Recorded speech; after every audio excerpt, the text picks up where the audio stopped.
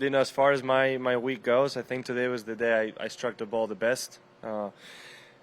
Made a couple putts and gave myself a lot of good chances. I think that what could have made this round even more incredible is if, after the tee shots on 11, 12, and 1, those 3 holes, to play them 2 over par is what I think cost me even having a chance to win it individually. Especially down the stretch. I birdie 18, give us a nice little 4-shot cushion, smash it down the first fairway and shank it in the water. That was not what I had in mind. But it was fun. It's fun to, even if you don't have a chance to win it as an individual going down the stretch, still feel the same nerves that you would, right? I mean, I'm going down the second fairway with a 1 or 2 shot lead. Made that second shot and putt a lot harder. I'm just thanking God that ball kept rolling and ended up finding the hole.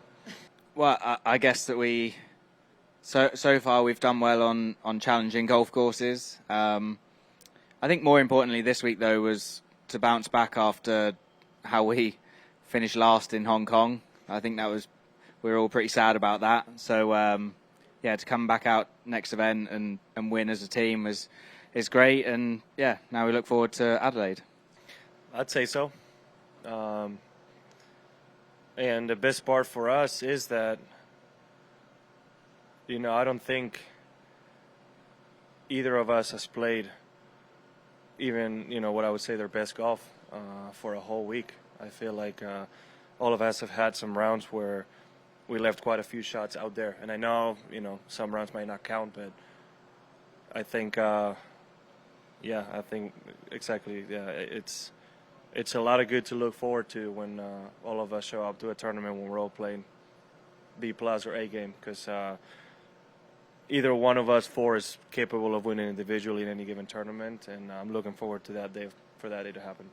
Anytime you can go to a challenging, demanding golf course before a major championship, I think it's a really good way to prepare for it. Those greens were fast, they were difficult, and I think it gets you in the mentality of fighting for every shot, right? So I think it was a great week, and hopefully I can keep doing all the good things I've done this week next week, and avoid a couple silly mistakes, and hopefully go back to back.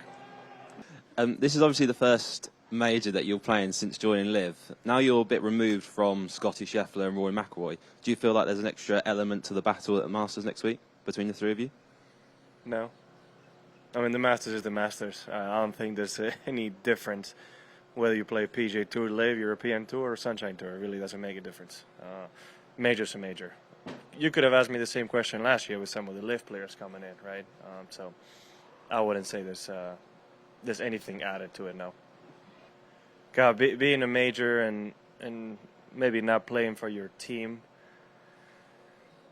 I can't tell you that I'm thinking about the players that maybe should be there, shouldn't be there, right?